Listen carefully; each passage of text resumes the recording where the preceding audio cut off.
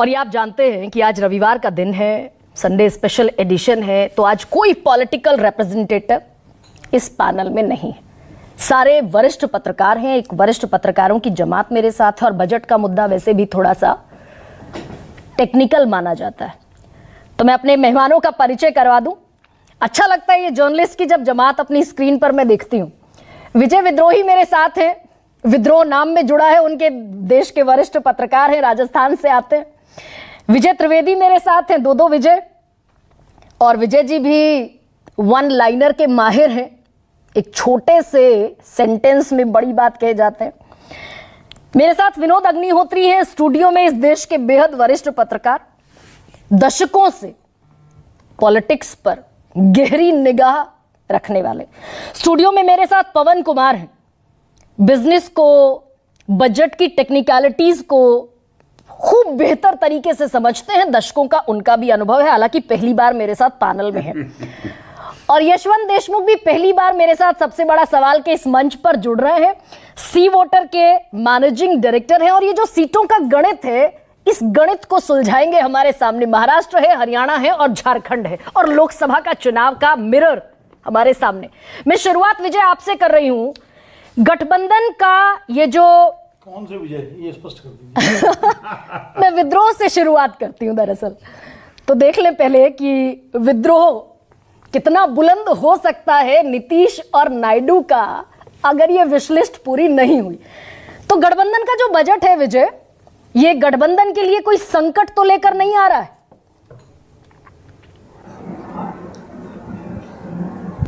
देखिए, संकट जैसी चीज तो नहीं कह सकते, लेकिन संकट का आभास देता हुआ नजर आ रहा है, क्योंकि जिस ढंग से मांग रखी है चंद्रबाबू नायडू ने, पहली किस्त में 1 लाख करोड़ चाहिए, बीपीसीएल के लिए, रिफाइनरी के लिए 70,000 करोड़, पोलारम बांध के लिए 10-12 हजार करोड़ पहले उसके चरण के लिए, बाकी 8 जिलों के लिए चाहिए।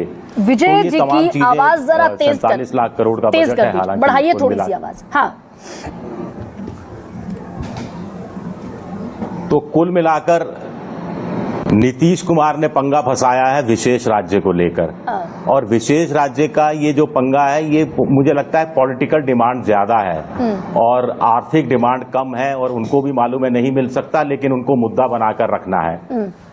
तीसरी बात है कि जनगणना के लिए बजट रखा जाएगा, तो बजट में जब जनगणना के लिए रखा जाएगा तो क्या सरकार ये उल्लेख करेगी कि जातीय जनगणना होगी या सामान्य किस्म की जनगणना होगी या सोशल इकोनॉमिक कास्ट सेंसस जो SECC है उसकी तर्ज पर जनगणना कराई जाएगी? तो इसको लेकर कुछ लोग दुखी भी हो सकते हैं, कुछ लोग खुश भी हो सकते हैं। हालांकि मुझे लगता है कि चंद्रबाबू नायडू ने स्पीकर के लिए कुछ नहीं कहा, डिप्टी स्पीकर के लिए कुछ नहीं कहा, केंद्र में जो मंत्री रखे गए उनको जो एक नागरिक विमानन मंत्रालय दे दिया गया उसके लिए कुछ नहीं कहा, किसी चीज के लिए कोई ऐतराज नहीं किया उन्होंने।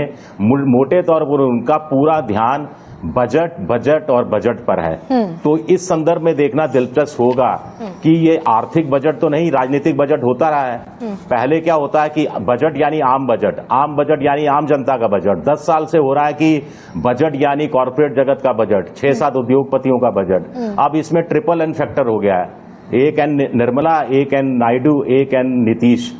तो ये ट्रिपल एन वाला बजट कैसा होगा, ये देखना दिलचस्प होगा, और इससे ये लोग कितने संतुष्ट होंगे, कितने संतुष्ट नहीं होंगे, ये देखना और ज्यादा दिलचस्प होगा कि इनकी कितनी मांगे किस हद तक पूरी की जा सकती हैं। एक लाइन आखिरी में सिर्फ ये कहूंगा भी कि नीतीश कुमार विशेष पैकेज की मांग कर रहे हैं, लेकिन पिछले कई साल के आंकड़े बताते हैं कि जितना पैसा उनको केंद्रीय परिवर्तित योजनाओं के तहत मिला उसका इस्तेमाल ही नहीं कर पाए, इतना इंफ्रास्ट्रक्चर ही नहीं है। कहीं 30% पैसा लौटाना पड़ा, कहीं 35% पैसा लौटाना पड़ा, कहीं 40% पैसा लौटाना पड़ा। तो भाई आपको हलवा परोसा जा रहा है तो प्लेट तो वैसी मजबूत रख लो पहले। लेकिन विजय ये हलवा चाहिए, तो ये राजनीतिक हलवा क्या? हाँ, एक हलवा सेरेमनी भी याद आ गई मुझे विजय। लेकिन नायडू का ये कहना कि किसी और बात पर मतभेद नहीं है, विशेष राज्य का दर्जा और वित्तीय अनुदान, इसके अलावा कोई हमारा मतभेद एनडीए से नहीं है, यानी कि मतभेद है क्या विशेष राज्य के दर्जे पर, और इसी का कल लिटमस टेस्ट होना है संसद में। और अगर आज ऑल पार्टी मीटिंग में जेडीयू अशोक चौधरी के बयान के बावजूद विशेष राज्य का फ्लैग ऊपर कर देती है, तो ये सुगबुगाहट इस बात की है क्या कि भाई कदम कदम पर एक धचका देना है? देखिए, विशेष राज्य का दर्जा नहीं मिल सकता, ये दोनों लोग जानते हैं। चंद्रबाबू भी, नायडू भी अच्छी तरह से जानते हैं।